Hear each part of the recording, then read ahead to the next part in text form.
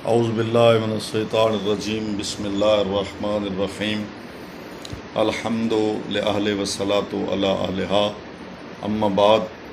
قال الرحمن بسم اللہ الرحمن الرحیم فانکحوا ما طاب لکم من النساء۔ مومنین کرام، آج ہم اس خوشی کے موقع پر علی و بطول علیہما الصلاۃ والسلام کے عقد کے موقع پر آپ کو ہدیہ تبریک پیش کرتے ہیں، آپ کو مبارکباد دیتے ہیں کہ کائنات کا افضل ترین جوڑا، جس کے بارے نبی پاک نے فرمایا تھا کہ اگر علی نہ ہوتے تو فاطمہ کا کف نہیں تھا، کوئی ہمسر نہیں تھا۔ یہ اتنا مقدس جوڑا ہے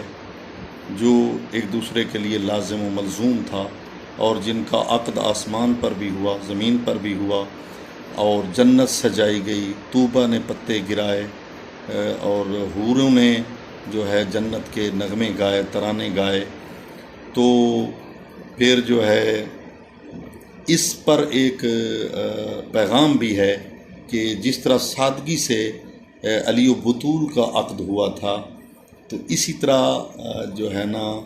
مومنین کرام کو بھی بچے بچیوں کا عقد سادگی سے کرنا چاہیے، اور زیادہ جو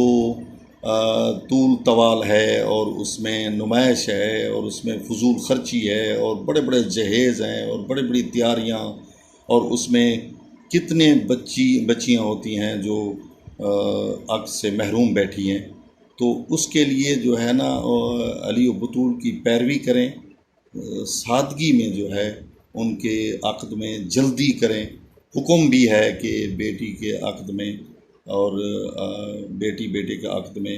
بیٹی جوان ہو تو اس میں جلدی کرنی چاہیے، اس کے عقد میں اگر کوئی عذر شرعی مانع نہیں ہے تو جلدی کرنی چاہیے۔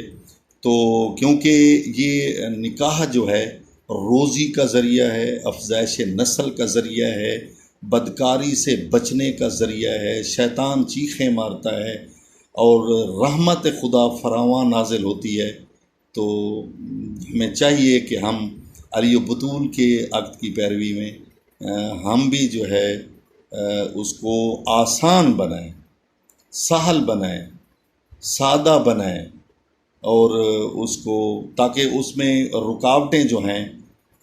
ہم نے پیدا کی ہوئی ہیں وہ ختم ہو جائیں۔ تو دعا ہے کہ علی و بطول کا صدقہ ہمارے معاشرے میں نکاح عام ہو اور آسان ہو، تاکہ لوگ جو ہے تاکہ معاشرہ اسلامی بن سکے اور پرسکون بن سکے۔ السلام علیکم ورحمۃ اللہ وبرکاتہ۔